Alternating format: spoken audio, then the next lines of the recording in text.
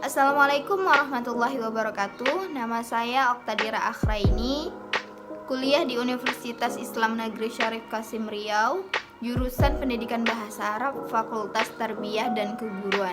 Di sini saya akan menjelaskan pengertian bimbingan dan konseling serta prinsip-prinsip bimbingan dan konseling yang diampu oleh Ibu dosen Suci Habibah, MPD.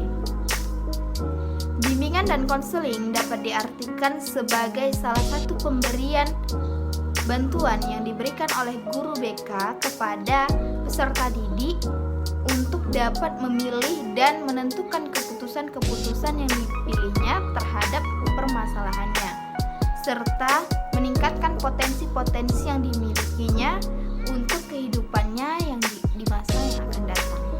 Menurut Biasco, prinsip bimbingan dan konseling itu ada 4. Yang pertama, bimbingan, baik bimbingan berupa konsep maupun proses, yang mana bimbingan ini ditujukan untuk seluruh siswa, bukan hanya untuk siswa yang berbakat saja ataupun siswa yang memiliki masalah saja. Selanjutnya, layanan bimbingan. Layanan bimbingan diasumsikan bahwa setiap siswa memiliki peluang yang banyak untuk berkembang dengan pelayanan yang terencana. Kemudian, program bimbingan. Program bimbingan ini akan berjalan lebih efektif apabila ada kerjasama antar personel sekolah dengan luar sekolah, seperti orang tua ataupun spesialis. Selanjutnya, bimbingan ditujukan kepada perkembangan setiap siswa, baik menyangkut masalah akademik, sosial, pribadi, maupun vokasionalnya. Menurut Yusuf dan Juntika, prinsip-prinsip bimbingan dan konseling itu ada 6. Yang pertama, bimbingan dan konseling ditujukan untuk semua individu. Yang kedua, bimbingan dan konseling merupakan proses individu. Yang ketiga, bimbingan dan konseling merupakan usaha bersama. Yang keempat, bimbingan dan konseling menekankan hal-hal yang positif. Yang kelima, pengambilan keputusan dalam bimbingan konseling merupakan hal yang esensial. Dan yang terakhir, bimbingan dan konseling berlangsung dalam berbagai setting atau adegan kehidupan. Prinsip-prinsip umum dalam bimbingan dan konseling.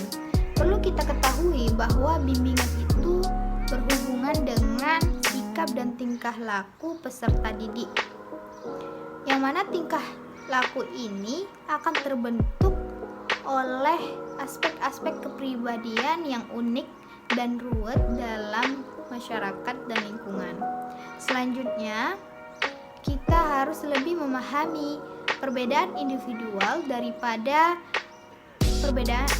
individu-individu agar kita dapat memberikan bimbingan yang tepat kepada peserta didik.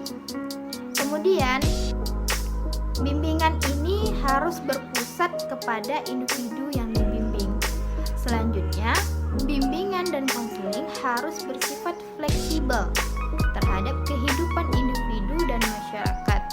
Dan yang terakhir, program bimbingan ini harus sesuai dengan program pendidikan yang ada di sekolah. Prinsip-prinsip khusus dalam bimbingan dan konseling. Jadi dalam prinsip khusus ini ada 4. Yang pertama, prinsip yang berhubungan dengan sasaran layanan. Dari sasaran layanan ini ada dibagi menjadi 4. Yang pertama, bimbingan dan konseling melayani semua individu tanpa memandang umur, jenis kelamin, bangsa, suku, agama, dan lain-lain. Kemudian, bimbingan dan konseling berkenan dengan sikap dan tingkah laku, perilaku siswa dan tingkah laku siswa yang terbentuk dari berbagai aspek kehidupan yang unik ini. Selanjutnya, bimbingan dan konseling memperhatikan sepenuhnya tahap dan proses perkembangan individu. Dan yang terakhir, bimbingan dan konseling memberikan perhatian utama kepada perbedaan individual yang menjadi orientasi pokok pelayanannya.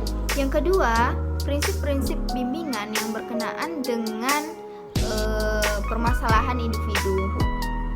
Jadi dalam permasalahan individu ini ada dua aspek. Yang pertama, bimbingan dan konseling berurusan dengan hal-hal yang menyangkut dengan kondisi mental atau fisik individu, terkait penyesuaiannya terhadap di rumah, penyesuaiannya di sekolah, pekerjaan, dan lain-lain. Kemudian yang kedua, kesenjangan sosial, ekonomi, dan kebudayaan merupakan faktor timbulnya masalah yang terjadi dalam individu tersebut. Yang ketiga, prinsip-prinsip bimbingan dan konseling yang berkenaan dengan program layanan. Yang pertama, bimbingan dan konseling merupakan bagian integral dari pendidikan dan pengembangan individu. Yang kedua, program bimbingan dan konseling bersifat fleksibel. Yang ketiga, program bimbingan dan konseling disusun secara berkelanjutan dari pendidikan yang terendah sampai pendidikan yang tertinggi. Selanjutnya, terhadap isi dan pelaksanaan program bimbingan dan konseling perlu adanya penilaian yang terarah dan teratur. Yang keempat, prinsip-prinsip yang berkenaan dengan pelaksanaan pelayanan. Yang pertama, bimbingan dan konseling itu harus diarahkan untuk pengembangan individu. Selanjutnya, dalam proses bimbingan dan konseling, keputusan yang diambil dan hendak dilakukan oleh individu itu harus karena kemauannya sendiri, bukan karena paksaan atau desakan dari pembimbingnya. Selanjutnya, permasalahan individu harus ditangani oleh tenaga ahli dalam bidang yang relevan dengan permasalahan yang dihadapinya. Yang kelima, pengembangan program pelayanan bimbingan dan konseling ditempuh melalui pemanfaatan yang maksimal dari hasil pengukuran dan penilaian terhadap individu tersebut. Dan yang terakhir, antara guru dan konselor itu berada dalam satu kerangka.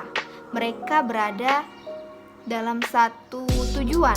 Jadi hendaknya mereka ini harus saling melengkapi. Jadi dalam prinsip-prinsip khusus bimbingan dan konseling itu ada empat macam.